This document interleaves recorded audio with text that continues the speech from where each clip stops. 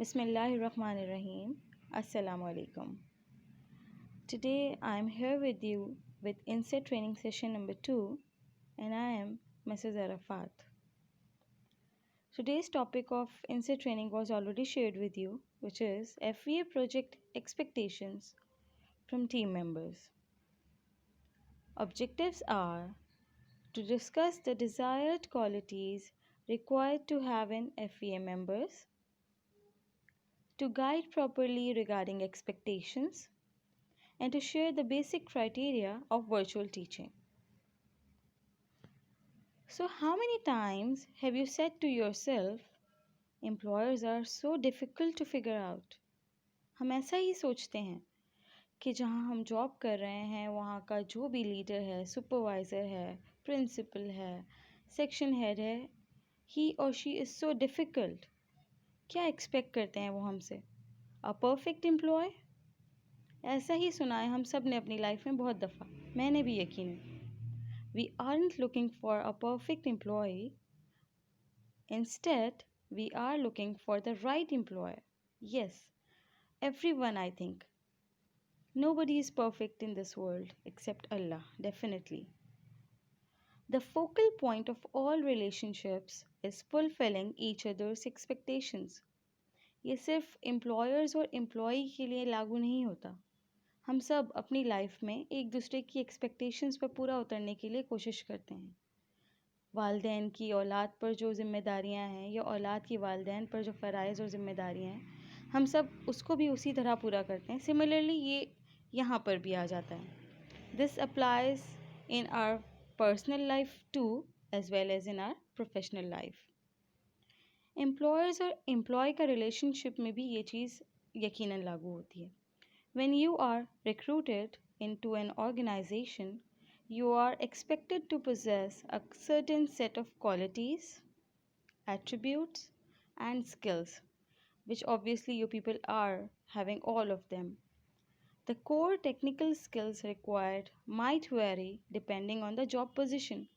Definitely, अगर कोई expert IT हम हायर कर रहे हैं तो उसको हम उसी बुनियाद पर जज करेंगे, ना कि हम उसको ये देखें कि वो कितना अच्छा टीचर है. तो हर जॉब की रिक्वायरमेंट अलग होती है, लेकिन एक बात जो हर चीज़ या हर जॉब में इक्वल है या बुनियादी तौर पर देखी जाती है, that is the desired mindset would be similar. वो हर एम्प्लॉयर अपने एम्प्लॉय में देखता है. वो क्या है? वो कुछ ख़ास खसूसियात हैं. वही हम आज डिस्कस करेंगे. Desire for continued learning. Continual learning enables employees to increase the contribution they make to the organization. मैं और आप हम अभी भी learners हैं. Before a teacher we are learners और हम still we are learning every day, every single minute we are learning a new thing. If you show a willingness to take advantage of training programs offered to work or offered at work, you have to attend seminars, read relevant books, etc. So it will increase. Definitely this learning will increase our experience, our expertise. You became more valuable to every assignment and ultimately the organization. Definitely organization के लिए वो लोग ही asset होते हैं जो learner होते हैं, जो आगे बढ़ना चाहते हैं, जो सीख रहे होते हैं, हर नए दिन के साथ चेंज ला रहे होते हैं. स्पेशली आपने इस पेंडेमिक में देखा होगा कि वो टीचर्स जिन्होंने अपने आप को चेंज किया, ग्रूम किया, नई टेक्नोलॉजीज़ को लर्न किया, वो अपनी जॉब पर फिक्स रहे. बट किनको फ़िक्र हो गई कि अब हमारी जॉब की गारंटी नहीं है, definitely we will lose our job. वही लोग जो फिक्स माइंडसेट के थे, जो नई चीज़ें लर्न करने में हिचकिचाते थे, एटलीस्ट कोशिश तो करनी चाहिए आप. तो वो लोग यकीनन उनके लिए स्टेक पे आ गई उनकी job. So also don't forget to ask for advice from your team and manager on things you need to learn in order to progress.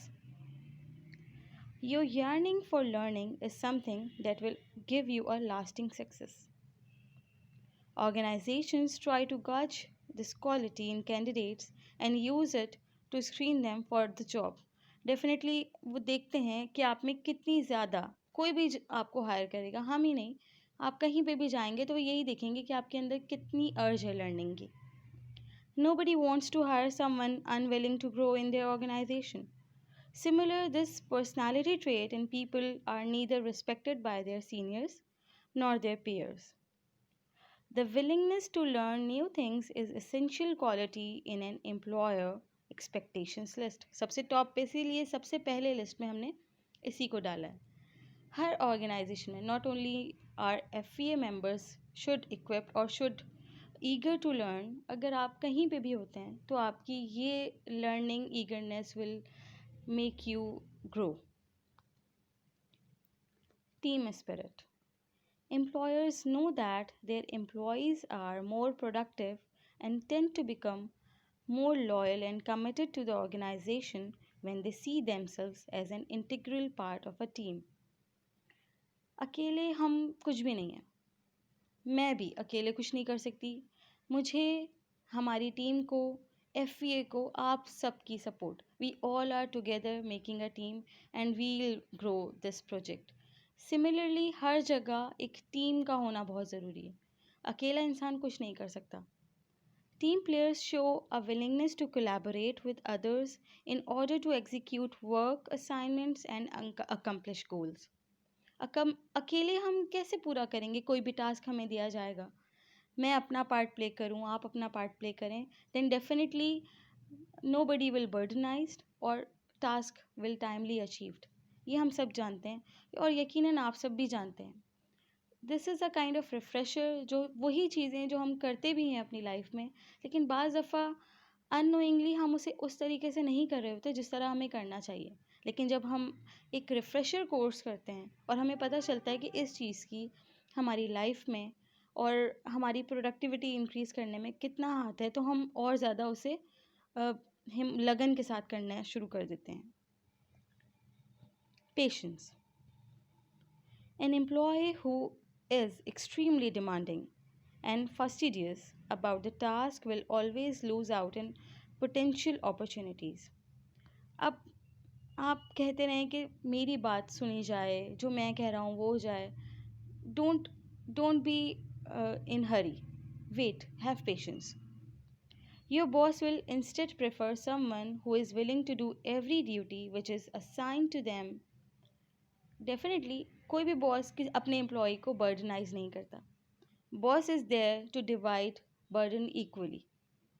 Someone who cringes or throws a fit and every other task given to him seldom makes it to the top. So ऐसा employ वो एक तो organisation के लिए फ़ायदेमंद नहीं है, तो why would someone take him. उसकी अपनी जॉब भी रिस्क पे है and then he is actually making his own life difficult. In the corporate world, human resource professionals interview candidates to understand their ability to be flexible and prefer hiring ones who score high on these parameters. Definitely कोई भी organization वहाँ की HR management कुछ test करती है, हम भी करते हैं और वो चेक करते हैं कि either our employee fit in this such criterias, वो आ रहा है, उस पर पूरा उतर रहा है, उसके अंदर पेशेंस है. डेफिनेटली टीचिंग तो नाम ही पेशेंस का है. आपने स्टूडेंट्स को डील करना है, आपने डिफरेंट पेरेंट्स को डील करना है एंड डिफ़िकल्ट पेरेंट्स को भी डील करना है. तो फ्लेक्सिबिलिटी एंड पेशेंस तो कोर आपके अंदर होना चाहिए बिल्कुल. Professionalism, one of the most important trait. Be on time always. Definitely we would be virtual in our studies, our school would be virtual. तो टाइमिंग की इम्पोर्टेंस तो सबसे ज़्यादा है. अगर आपका क्लास का एक पर्टिकुलर टाइम है तो वो उसी टाइम पे ही स्टार्ट होगी हमेशा. Follow directions and accept feedback. अगर आपको कुछ कहा जा रहा है, आपका पीयर, आपका कोलीग, आपका बॉस, तो definitely you have to listen to them. ऐसा नहीं है कि आप इग्नोर करें या आप उसको इम्पोर्टेंस ना दें. Every single thing which would be shared with you और which was shared with you already is very important. Maintain a positive attitude at all times. हमेशा पॉजिटिव लोग ज़िंदगी में हमेशा आगे जाते हैं. और ये मैंने अपनी लाइफ में भी सीखा है। Treat your supervisor and coworkers with respect. ये वही बात आ गई कि जितनी आप इज़्ज़त देंगे उतनी इज़्ज़त आप हासिल भी करेंगे। ये गिव एंड टेक वाला ही रूल है। Take job responsibilities seriously. ऐसा नहीं कि आप लेम एक्सक्यूजेज़ दें, यहाँ पर तो बिल्कुल ऐसा नहीं चलेगा, बिल्कुल भी नहीं। Avoid the that is not my job mentality. अगर कोई आपके कोई टास्क दे रहा है सडनली, फॉर इंस्टेंस अगर एक टीचर नहीं है and we would like to have your services for such position और फॉर पर्टिकुलर पीरियड, तो you have to be such professional कि आप फ़ौरन, अगर आपके पास वो टाइम और वो स्लॉट खाली है तो आप फ़ौरन से हामी भर लें। And not only for the slot of for teaching, you should be there for the organisation. आप that is not my job वाला जुमला तो बिल्कुल भी नहीं यहाँ पे एक्सेप्ट किया जाएगा। Of course no one is perfect, not me even. कोई भी इस दुनिया पर परफेक्ट नहीं है, जैसे कि मैंने पहले भी कहा। Each young person has strengths and areas where he she needs to improve. हम सब इम्प्रूव करते हैं डे बाय डे, हर रोज़, हर लम्हा। Some will take lots of life experience to learn. किसी को बहुत ज़्यादा टाइम लग जाता है और कोई बहुत जल्दी सीख जाता है। कुछ लोग बहुत जल्दी उम्र में मेच्योर हो जाते हैं, कुछ लोगों को बहुत टाइम लगता है। तो बट लर्निंग का प्रोसेस स्टॉप नहीं होता, ये चलता रहता है। तो ये 3 चीज़ें हैं जो वर्क प्लेस रेडीनेस स्किल्स हैं जो आप में होने चाहिए, जिनको आपने सीखना है और लर्न करना है, चाहे आप किसी भी एज में हो। Personal qualities and people skills which are soft skills, जिनको हम कहते हैं, आपने यकीनन इनके बारे में सुना होगा। Professional knowledge and skills which are definitely academic and other knowledge which is related to studies. Technology knowledge and skills, IT skills जैसे हम कहते हैं, ये सब। Solution oriented. Employers love employees who don't wait to be instructed on what do every single time they have to do. मतलब they don't need to ask every time. They are aware. Internally उनके अंदर ये एक skill होता है कि वो खुद से ही हर मसले का हल निकाल लें। हर बात के लिए थोड़ी थोड़ी देर बाद अपने सुपरवाइज़र को, अपने हेड को कि नाउ व्हाट टू डू। आप इतना एक्सपीरियंस, इतना प्रोफेशनलिज्म तो आपके अंदर होगा, इतने experience teacher we are hiring, तो ये चीज़ आपको डेवलप करनी पड़ेगी। You have to find the solution by yourself. तो जो भी ऑर्गेनाइजेशन है, नॉट ओनली FA, वो ऐसा एम्प्लॉय हायर करना चाहती है जो कि रिसोर्सफुल हो और सेल्फ ड्रिवन हो। सेल्फ ड्रिवन, खुद से कोशिश करने वाला। पहले तो आप ट्राई करें ना उस प्रॉब्लम को सॉल्व करने की।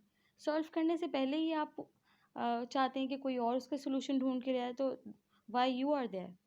You have to find the solution first. अगर वो काम नहीं करता, you have another way, there are so many other veg.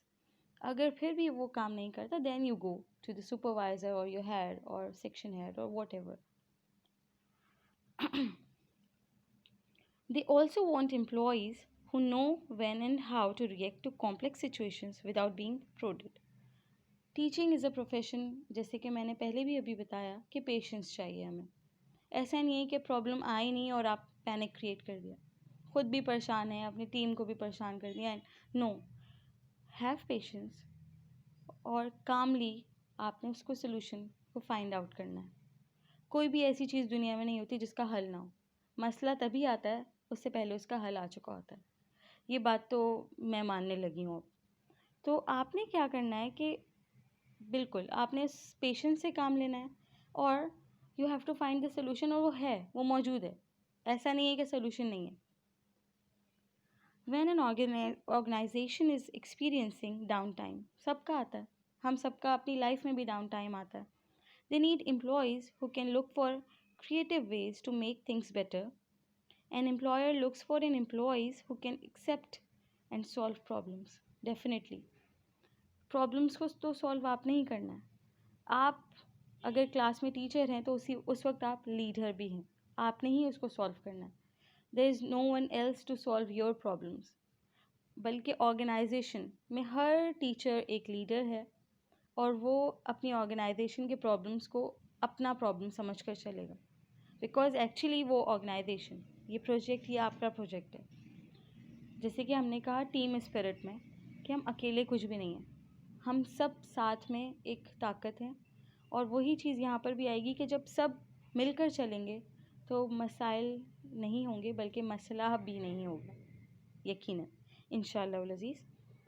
Take savvy definitely online teaching के लिए ये तो जिसे कहना चाहिए ना मस्ट, ये एक ज़रूरी शराइत में से एक शर्त है। Online learning demands tech savvy teachers. इसके बगैर तो online learning and teaching process stop हो जाएगा, बिल्कुल zero. So the good news is that massive amount of prepared content is available at minimal or no cost, most of which is interactive. We all know that. We have gone through that as well. हम देखते रहते हैं. The bad news is that not all our educational institutions are equipped to utilize it quickly and efficiently. हम इस्तेमाल करना नहीं जानते. सब कुछ मौजूद है. हमारे हाथ में मोबाइल है, हमारे पास इंटरनेट है. We go through Google and we search engine को हम देखते हैं, but we do not know how to utilize those massive amount of prepared content. हम उसे कैसे इस्तेमाल करें, कहाँ इस्तेमाल करें, उस कंटेंट को पर्पसफुल कैसे बनाएं। तो आप टेक सेवी टीचर्स ये सब करने में माहिर होंगे यकीनन, और आपने इसको करना है। The teachers who was once a sage on the stage is now needed only as a guide. आप जानते हैं कि अब टीचर को टीचर कम गाइड कहा जाता है, because he is not there to hold the pencil and solve the problems by themselves. वो पुराना रोट लर्निंग वाला मेथड तो ख़त्म करना है हमें। हम इसीलिए यहाँ पर आए हैं। हमारा प्रोजेक्ट का मेन जो ड्रीम पर्पस है वो यही है कि we have to just switch from rote learning to the other learning which is blended learning, which is the हमें स्टूडेंट को क्या बनाना है, हमें उसे हाईली एफिशिएंट बनाना है, जो कि वो सेल्फ ड्रिवन हो, वो ख़ुद से अपने लिए सर्च करे। तो उसमें उसको आपकी ज़रूरत उस तरह नहीं होगी, उसको आपकी ज़रूरत एज अ गाइड होगी, एज मेंटोर होगी, एज अ सुपरवाइज़र होगी। So there is no crystal ball to see how strong or independent this generation will emerge through the trials and tribulation of learning through COVID-19 times, but the transformative power of technology is clearer than ever. इस time period में सब ने technology को बहुत ज़्यादा use किया, not only teachers but students as well. They are more aware of technology, they know much than us. ये new generation हमसे ज़्यादा टेक सेवी है, तो टीचर का तो काम ही यही है कि वो स्टूडेंट से 2 कदम आगे चले। टीचर इज़ ए लीडर, वो लीडर का रोल प्ले करने के लिए आपने स्टूडेंट से आगे रहना है और रहना पड़ेगा, तभी जाकर आप अपने उस गोल को अचीव कर सकते हैं। One must have high speed internet. Definitely ये पॉइंट आपसे शेयर करना बहुत ज़रूरी है, क्योंकि ऑनलाइन टीचिंग के लिए आपके पास हाई स्पीड इंटरनेट होना चाहिए। Interactive gadgets like graphic tablets, it's not necessary कि अभी ही हो। यकीनन हमारा ये प्रोजेक्ट आगे बढ़ेगा तो हम इस काबिल हो सकेंगे कि आप लोग ये ख़रीद सकें ख़ुद से, इंशाअल्लाह उल अज़ीज़। लेकिन ये है कि अभी भी आप अपनी क्लासेस को इंटरेक्टिव बना सकते हैं। There are so many other ways जो कि आप भी जानते हैं, आप भी उनसे वाकिफ़ हैं। Growth mindset, innovation. Innovation in education involves constant collaboration with colleagues. A total last minute redo of teacher's lesson plan because there was something else out there that he or she just had to try. Her class में वही same pattern follow नहीं हो सकता। ये तो physical school में भी हमने देखा है कि जो लेसन प्लान हम बना रहे हैं वो हर जगह exactly we can't follow. Situationally या सिचुएशन जैसे class wise and situation wise हमें उसमें कुछ चेंजेस करने पड़ते हैं। डेफिनेटली यही चीज़ आपके वर्चुअल टीचिंग में भी होगी। You have to change the plan, you have to revise the plan, और you have to change the strategy even. तो a change in the direction of the class because the students are driving the instructions. वो उन class के mood को देखकर, ये class में जो स्टूडेंट्स हैं उनको देखने के बाद ही आपको आइडिया होता है कि आपने इस लेसन को आज किस तरह डिलीवर करना है। What are other ways you are using? यही चीज़ है जो आपके लेसन को इनोवेटिव बनाएगी। आपने उसी रोट लर्निंग से हटकर ही आपने इनोवेटिव टीचिंग करनी है. That is our main purpose. The world is changing, we all know that. However, people still teach and learn in a way that was invented in the Industrial Revolution. It doesn't work anymore. तभी तो why student watch cartoon for 2 hours consecutively? But they don't want to sit in front of laptop or mobile while taking Zoom class. ऐसा क्या है उन cartoons में जो उनको वहाँ पे स्टिक करके रखता है?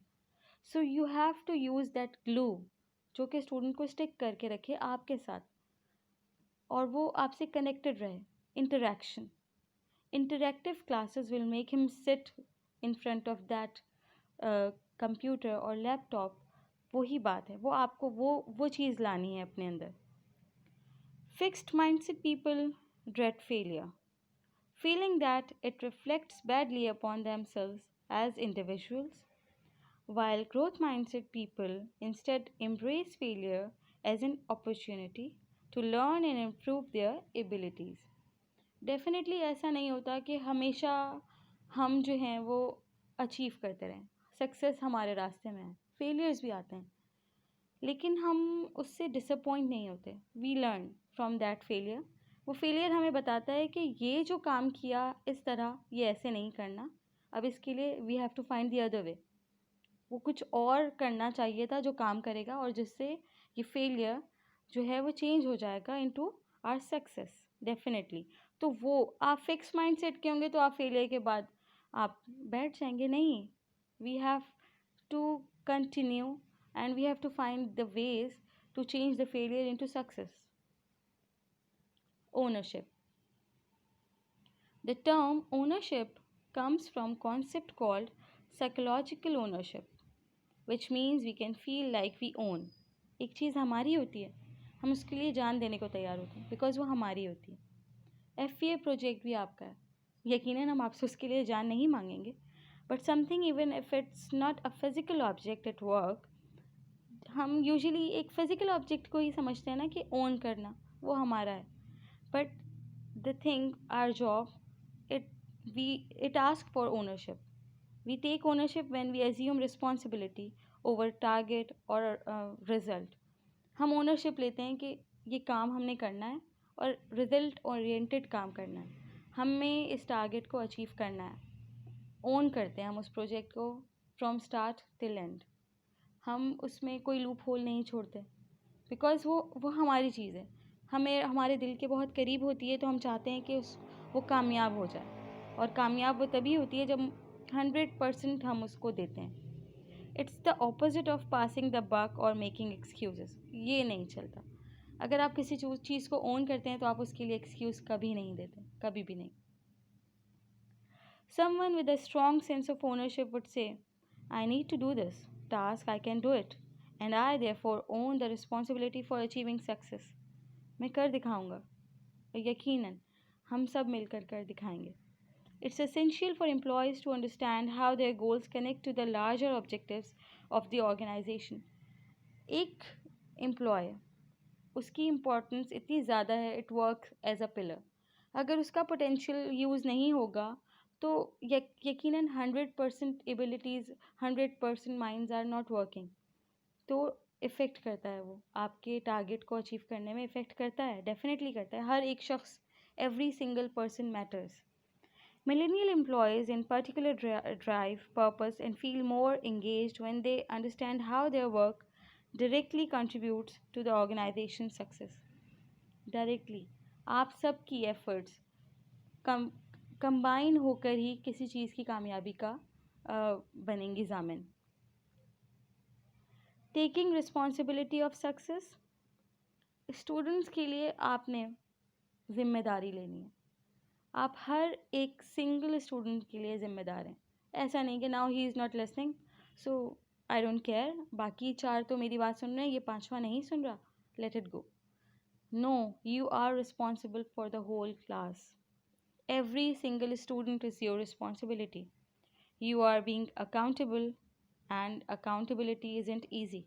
It requires courage, acceptance, and a realistic view of your life circumstances. आपने जिम्मेदारी लेनी है. No blaming, no complaining. Blaming others puts you in a position of victimhood. आप विक्टिम नहीं हैं, यू आर लीडर. आप विक्टिम हो ही नहीं सकते, क्योंकि एक लीडर तो मसाइल का हल तलाश करने के लिए मौजूद है. You are professional. So complaining is just another way to shake off responsibility. और आप रिस्पॉन्सिबल हैं. टीचर एक रोल मॉडल है और उसकी ज़िम्मेदारी हर सिंगल स्टूडेंट के लिए आयद होती है. आप 4 की ज़िम्मेदारी लेकर 5वें को छोड़ नहीं सकते. आपको 100% ज़िम्मेदारी पूरी करनी है. You have to keep record and maintain it. ऐसा नहीं कि आपने एक दफ़ा तो कंप्लीट कर लिया रिकॉर्ड मेंटेनेंस, बट उसके बाद आपने उसको कंटिन्यू नहीं रखा. बच्चे का नंबर चेंज हुआ या बच्चे का कुछ भी चीज़ चेंज हुई है तो आपने उसको मेंटेन नहीं किया. ये आपकी ज़िम्मेदारी है. Whatever done in physical school, we have to do it here as well. Especially in record maintenance. You cannot justify the failure. एक बच्चा नहीं कर रहा, so why? You are responsible. आप नहीं कह सकते कि he is not listening and he was not there. आप responsible हैं 100% के. Treating all students equally. ऐसा देखा गया है जूम क्लासेस में. अभी पेंडेमिक में बहुत से स्कूल्स जूम क्लासेस करवा रहे थे, तो दिस वाज हर्ड कि अगर 50 बच्चा बैठा है, फॉर एग्जांपल अगर 10 बच्चा बैठा है, तो वो 4-5 बच्चे ही हैं जो रिस्पॉन्सिव होते हैं और टीचर उन्हीं से रिस्पॉन्स ले रही है. वही आंसर कर रहे हैं और वही कोलैबोरेट कर रहे हैं. तो what with the other 4? Teacher को चाहिए उनको कॉल करें, उनका नाम बुलाए.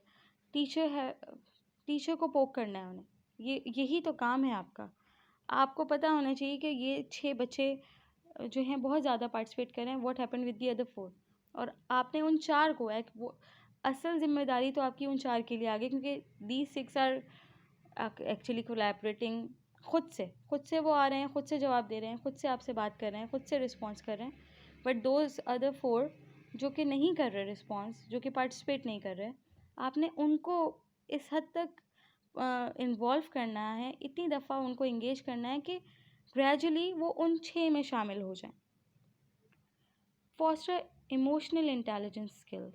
ये हम सबको उनके अंदर, बच्चों के अंदर ये चीज़ आनी चाहिए. इन इमोशनल इंटेलिजेंस पे तो ज़रूर काम होना चाहिए. Foster collaboration and communication. ये हमारा मोटो भी है. आपसे डिस्कस भी हुआ है कि FEA का मेन जो हमारा मकसद है कि स्टूडेंट्स की कम्युनिकेशन पे बहुत ज़्यादा काम हो, इनकी कोलैबोरेशन पे बहुत ज़्यादा काम हो. Variety of instructional approaches. एक काम नहीं कर रही, यूज़ द अदर वे. आप there are hundreds of method. आप उसके ज़रिए बच्चों को गाज करेंगे. You have to gauge them. आपने ऐसे नहीं कि एक मेथड समझ नहीं आया तो आप दूसरा मेथड यूज़ करें. तो you are teacher, you are leader, you can take your class in your own way.